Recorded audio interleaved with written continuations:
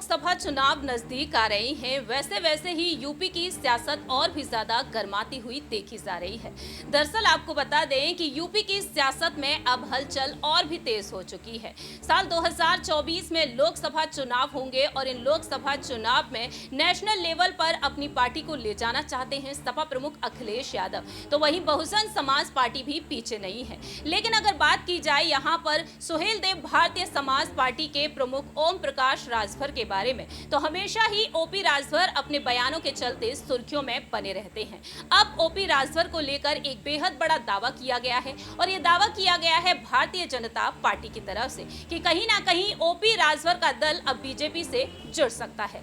नमस्कार, मैं प्रांशी राठौर और आप देख रहे हैं नेक्स्ट 9 न्यूज। ओपी राजभर कभी सपा की तरफ रुख करते हुए देखे जाते हैं तो कभी बसपा की तरफ, वहीं कभी बीजेपी की तरफ भी। ओपी राजभर ने साफ तौर पर कहा था कि 2024 के लोकसभा चुनाव से कुछ महीने पहले ही ऐलान कर दिया जाएगा कि आखिरकार उनका दल किस दल के साथ जुड़ेगा। और अब देखा जाए, उत्तर प्रदेश के डिप्टी सीएम ब्रजेश पाठक ने एक बयान दिया है और उन्होंने संकेत दे दिए हैं कि कहीं ना कहीं सुभाषपा और बीजेपी का गठबंधन हो सकता है। दरअसल आपको बता दें कि अब ब्रजेश पाठक ने जिस तरह से संकेत दिए हैं, जिससे साफ तौर पर जाहिर हुआ है कि अब यहां पर एक गठबंधन और देखने को मिल सकता है। ओपी राजभर वोट देने योगी सरकार में डिप्टी सीएम ब्रजेश पाठक के साथ पहुंचे थे हाल ही में यूपी के एमएलसी चुनाव में। जी हां, यूपी के एमएलसी की दोनों सीटों पर बीजेपी प्रत्याशियों की जीत हुई और बीजेपी प्रत्याशियों को एनडीए के साथ ओपी राजभर की पार्टी सुभाषपा के विधायकों का भी वोट मिला।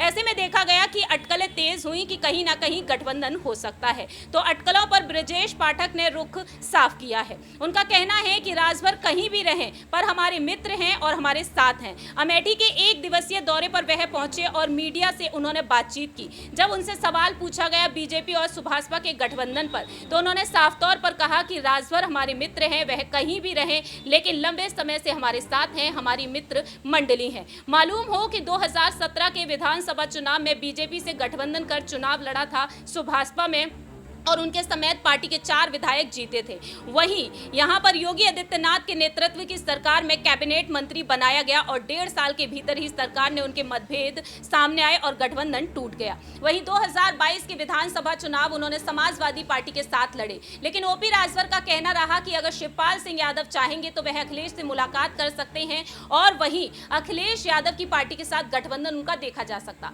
लेकिन दूसरी ही तरफ उन्होंने मायावती के समर्थन में बात रखी कि मायावती पीएम की दावेदारी के लिए आगे होनी चाहिए और बसपा का यहां पर साथ देते हुए देखे गए। लोकसभा चुनाव पर भी उन्होंने अहम रणनीतियां बनाई। देखते हैं कि ओपी राजभर आखिरकार किस दल के साथ गठबंधन करते हुए देखे जाएंगे। इस खास रिपोर्ट में इतना ही। बाकी के तमाम अपडेट्स के लिए आप देखते रहिए नेक्स्ट 9 न्यूज।